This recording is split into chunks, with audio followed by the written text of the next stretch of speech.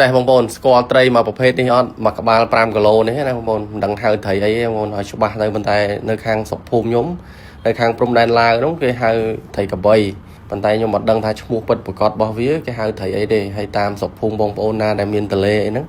ហៅបែបម៉េចជួយខមមិនប្រាប់ម្នាក់មួយមកបងប្អូនត្រីមកក្បាល5គីឡូនេះគឺបងស្រីខ្ញុំគាត់ផ្ញើពីខាងព្រំដែនឡាវមកដោយសារតែខែនេះគឺចំខែដែលសបោត្រីបងប្អូនខែទឹកឡើងអញ្ចឹងប្រភេទត្រីកបីត្រីសបោច្រើនមិនថាត្រីក្អែកត្រីព្រួលអីទេតម្លៃក៏ធូរជាងនៅទីរួមខេត្តដែរអញ្ចឹងហើយគាត់ទិញមកផ្ញើហើយបើថាបងប្អូនគេថាចង់ទិញត្រីទិញអីយកមកហូបត្រីទលេត្រីអីណាបានតម្លៃធូរអីបងប្អូនចាំតាក់តងទៅគាត់ទៅចាំខ្ញុំដាក់លេខគាត់នៅក្នុងខមមិនបងប្អូនធានាថាបានតម្លៃធូរជាងនៅទីរួមខេត្តហើយមួយក្បាលនេះគាត់ទិញដល់ប្រហែល10000នេះណាបងប្អូនធូរថ្លៃមានត្រីក្អែកត្រីព្រួលត្រីកបីត្រីខ្ចាត្រីអីហ្នឹងប៉ិនស្អីសបោសពគ្រប់បែបយ៉ាងនៅខាងព្រំដែនឡាវបងប្អូននៅទន្លេសារផ្ទះរបស់ខ្ញុំនៅជាប់នៅទន្លេហ្នឹងបងប្អូនអញ្ចឹងហើយប្រភេទត្រីអីនេះទិញពីអ្នកនេសាទមកបានធូរថ្លៃតែត្រីកបីដែលទិញមកនេះវាប្លែកតិចបងប្អូនដោយសារតែ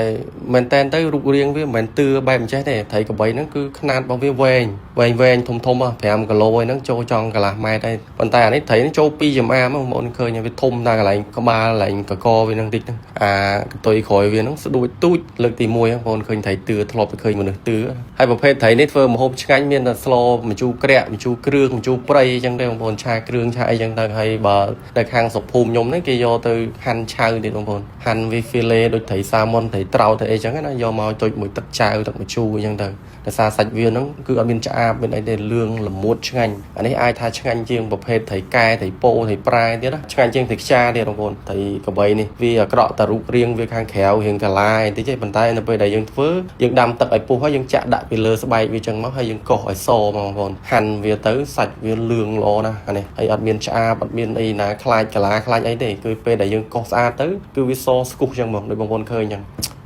សាច់មានតំណមែនតើស្លម្ជូរក្រាក់ម្ជូរគ្រឿងអីនេះអែមហើយថ្ងៃនេះខ្ញុំស្លម្ជូរក្រាក់បងប្អូនម្ជូរព្រៃម្ជូរអីយើងហ្នឹងយើងគ្រាន់តែដំល្មៀតដំម្ដេងដំលក្រីអីធម្មតាមានលក្ខក្រួយសោចមានម្ទេសអីចឹងមកកូរឲ្យរៀងឈ្ងុយមួយខ្ទឹមតិចមកដាក់ត្រីហ្នឹងចូលកូរទៅបងប្អូនហើយដាក់អំបិលប៊ីចេងស្ករធម្មតាយើងរងាស់វាបន្តិចទៅឆ្អិនមកហ្នឹង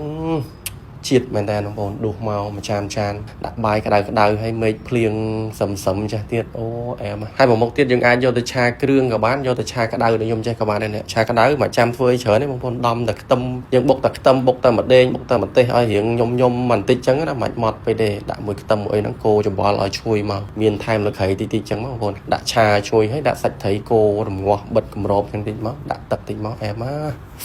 ងាស់ឲ្យដាច់ទឹកមកបងប្អូនណាជាតិបាយក្តៅពីមុខនេះគឺអែមមែនតើសម្រាប់ប្រភេទត្រីកបីនេះណាបងប្អូនហើយនៅតាមសុខភូមិបងប្អូនដែលមានទន្លេបងប្អូនហៅត្រីអីចាំជួយខមមិនម្នាក់មួយមកបើថានៅព្រំដែនស្រុកខ្ញុំច្បាស់ហើយដឹងត្រីកបីបងប្អូនតែខ្ញុំក៏ដឹងឈ្មោះពិតប្រាកដរបស់វាដែរថាឈ្មោះក្នុងជីជាតិគេហ្នឹងឈ្មោះអីនេះបងប្អូននៅតាមសុខភូមិរបស់ខ្ញុំខាងព្រំដែនឡាវហ្នឹងគេហៅអញ្ចឹងហើយបើតាមខ្ញុំដឹងឡាវគេហៅប៉ាខួយបងប្អូនប៉ាខួយប៉ាហ្នឹងត្រីខួយកបីអ្នកដែលគាត់ចេះឡាវខ្ញុំជួយខមមិនផងថាប៉ាខួយហ្នឹងត្រូវអត់ព្រោះត្រីនេះគឺខ្ញុំជឿថានៅតាមទន្លេមេគង្គដែលនៅជិតព្រំដែនឡាវគឺសបោប៉ុន្តែចុះមកដល់ខាងកំពង់ចាមចូលដល់ភ្នំពេញយើងអីនេះតាមទន្លេនេះខ្ញុំជឿថាដូចអត់ដែលឃើញបងប្អូននៅភ្នំពេញអត់ដែលឃើញគេមានលក់ហើយនៅខាងទន្លេសាបទន្លេអីហ្នឹងក៏អត់ដែលឃើញដែរហើយបើថាបងប្អូនចង់បានត្រីទន្លេស្រស់អីបងប្អូនចាំតាក់ទងទៅគាត់ទៅខ្ញុំដាក់លេខទូរស័ព្ទគាត់នៅក្នុងខមមិនធានាថាបានតម្លៃមួយដែលធូរថ្លៃព្រោះគាត់ទិញពីអ្នកនេសាទដោយសារផ្ទះខ្ញុំនៅស្រុកខាងបរិយអូស្វាយនោះគឺផ្ទះជាប់មាត់ទន្លេបងប្អូនអញ្ចឹងហើយមានអ្នកគេបដែតមងគេនេសាទដាក់ស្ទូចដាក់មងអីហ្នឹងតាមមាត់ទន្លេហ្នឹងព្រលឹមឡើងយើងគ្រាន់តែទៅអង្គុយនៅមាត់ទន្លេហ្នឹងចាំ